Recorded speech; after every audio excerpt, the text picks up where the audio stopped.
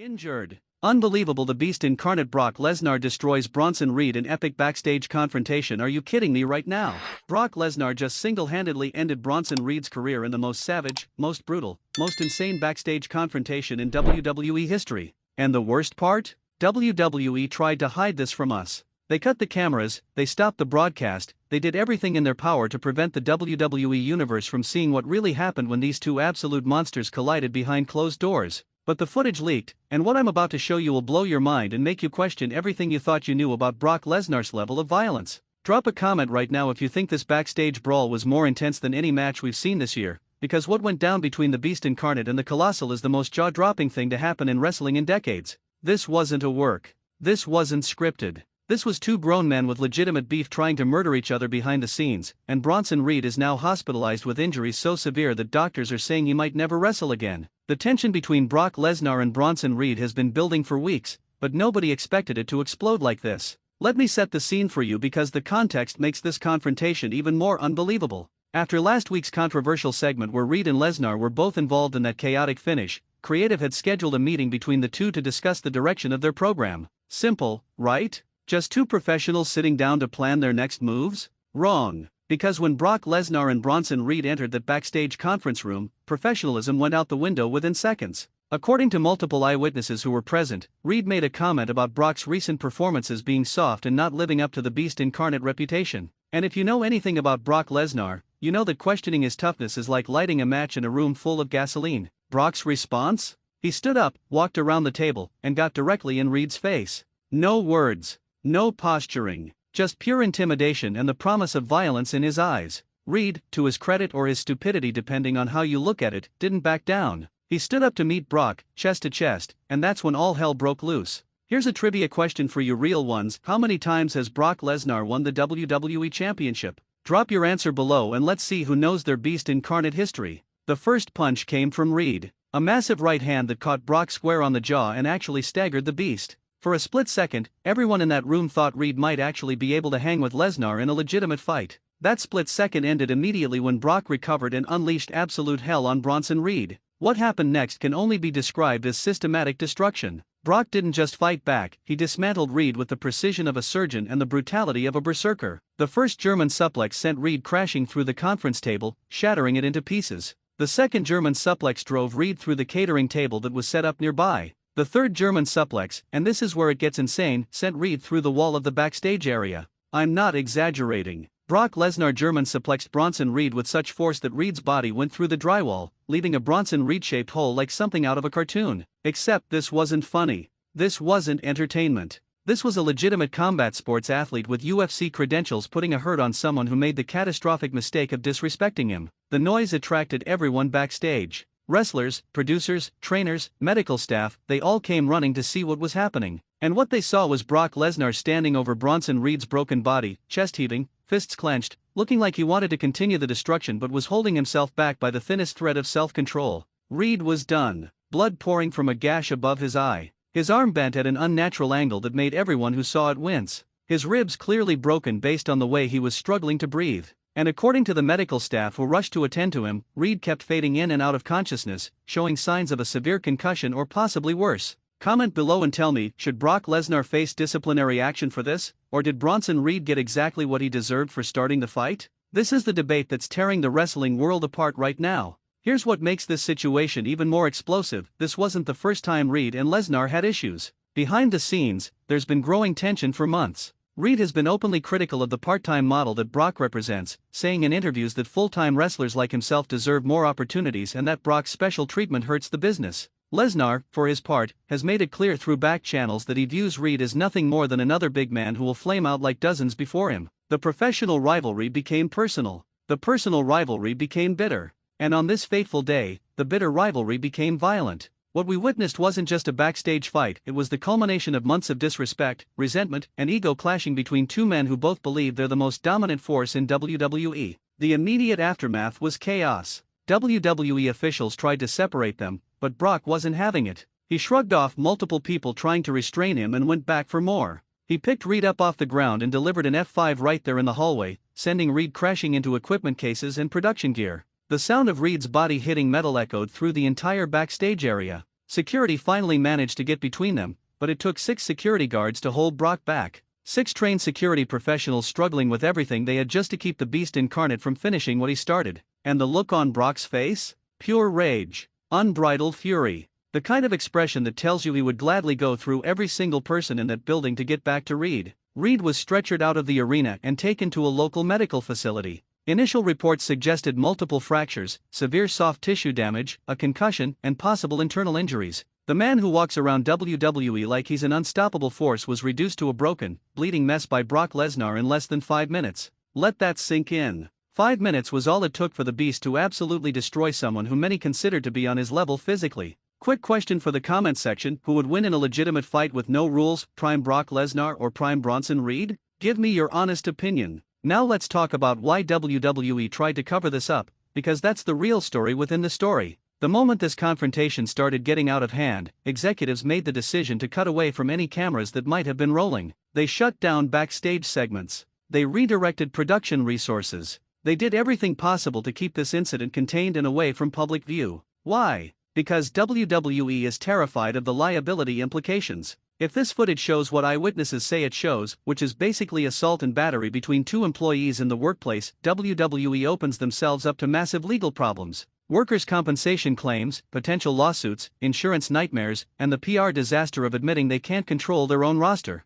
But here's the thing about the digital age: nothing stays hidden forever. Cell phone footage from multiple angles leaked online within hours. Eyewitness accounts flooded social media. Backstage personnel who were present started talking to wrestling journalists. And now the entire world knows what WWE tried so desperately to keep secret. Brock Lesnar went absolutely berserk on Bronson Reed and might have ended his career in the process. The wrestling community is divided on this issue. Some people are saying Brock went too far, that there's no excuse for this level of violence outside of an actual match, that he should face serious consequences for his actions. Others are saying Reed brought this on himself by disrespecting a legend, that if you talk trash you'd better be ready to back it up, and that Brock simply gave Reed the reality check he'd been asking for. My take? Both men share responsibility, but the scale of Brock's response was excessive. Yes, Reed shouldn't have made disrespectful comments. Yes, Reed threw the first punch. But there's a difference between defending yourself in a fight and systematically destroying someone who's clearly no longer a threat. By all accounts, after that first German suplex, Reed was already compromised.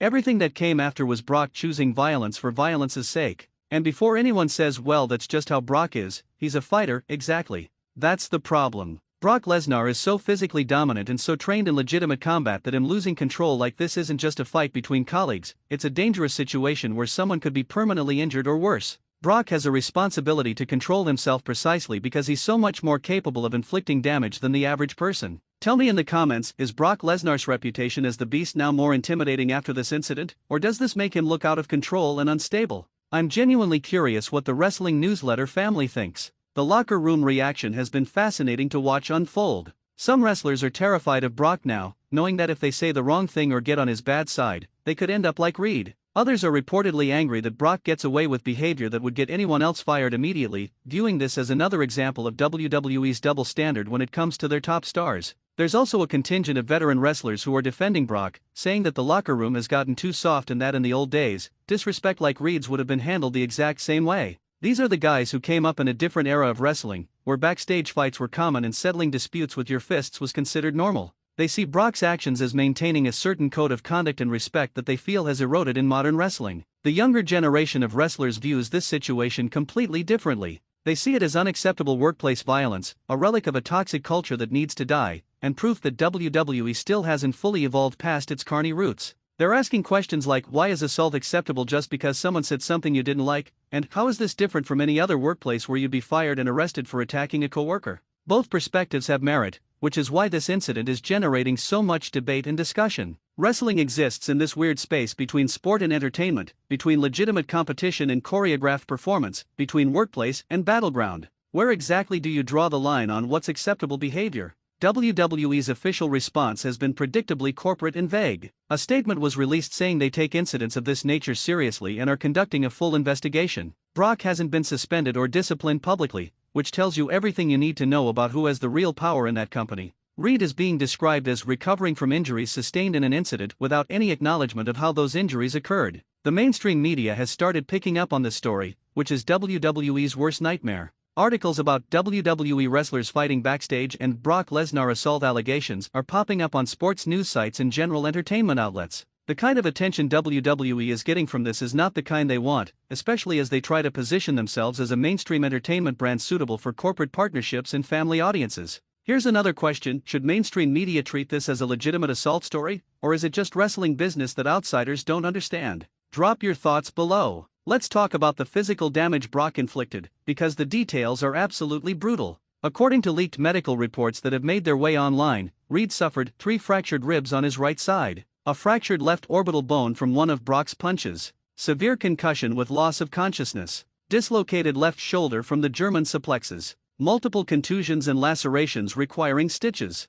possible herniated discs in his lower back, internal bruising to his kidneys and spleen. That's not a fight, that's a mauling. That's what happens when someone with Brock Lesnar's skill set, training, and sheer physical power decides to hurt you. Reed is lucky to be alive, and I'm not being dramatic when I say that. If Brock had wanted to, if security hadn't intervened when they did, there's a real possibility this situation could have ended tragically. The fact that Reed threw the first punch is being used by Brock's defenders to justify everything that followed, but that logic doesn't hold up under scrutiny. Yes, Reed started the physical confrontation, but there's a concept in both legal and ethical frameworks called proportional response. If someone pushes you, you don't get to shoot them and claim self-defense. If someone throws one punch, you don't get to beat them unconscious and claim you were just defending yourself. Brock's response was disproportionate. It went beyond self-defense into the realm of punishment, dominance, and possibly even sadism. By multiple accounts, there were moments when Reed was clearly no longer fighting back, clearly no longer a threat, and Brock continued to attack him anyway.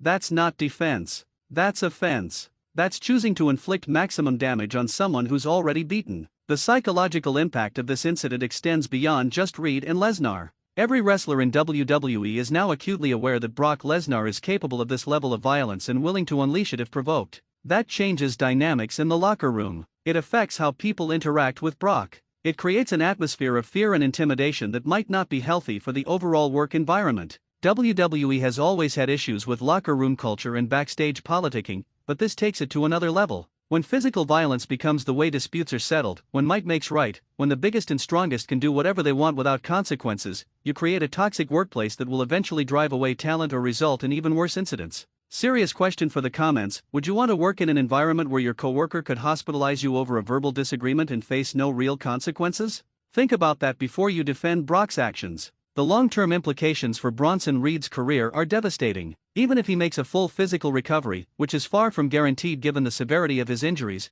the psychological impact of being so thoroughly destroyed by Brock Lesnar will linger. How do you get back in the ring in Project Dominance and Toughness when everyone just watched you get dismantled by someone in a real fight? Reed's entire character and presentation is built around being an unstoppable force, a colossal threat that crushes anyone in his path. That image is now shattered. Everyone knows that when things got real, when it wasn't choreographed or scripted, Brock Lesnar made Bronson Reed look like an amateur.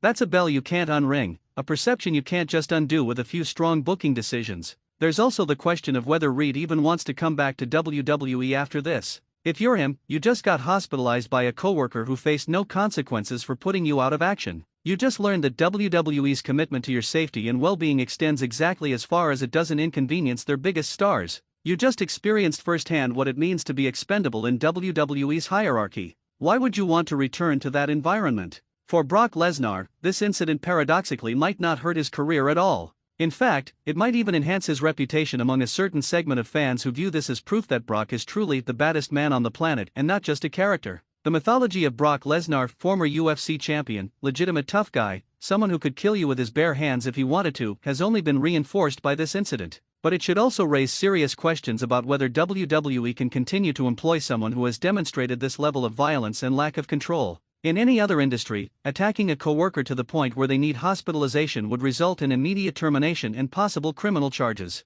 In wrestling, apparently, it's just another Tuesday when you're Brock Lesnar. Let me get your opinion. Should WWE have different rules for superstars vs regular employees when it comes to physical altercations? Or should everyone be held to the same standard regardless of their drawing power? Sound off below. The footage that leaked online is shocking even by wrestling standards, and remember, wrestling fans are desensitized to violence in ways that normal people aren't. We watch people get thrown off ladders, through tables, into steel cages. We've seen blood and brutality packaged as entertainment for decades. And even we are shocked by what Brock did to Reed because it had that element of reality that scripted violence never quite captures. You can see in the footage the moment when this stops being two wrestlers having a worked confrontation and becomes two men genuinely trying to hurt each other. The stiffness of the strikes, the lack of cooperation on the German suplexes, the way Reed's body crumples like he's not taking a bump but actually being thrown. And most disturbingly, you can see Brock's face throughout the assault, cold, focused, showing no emotion except maybe grim satisfaction.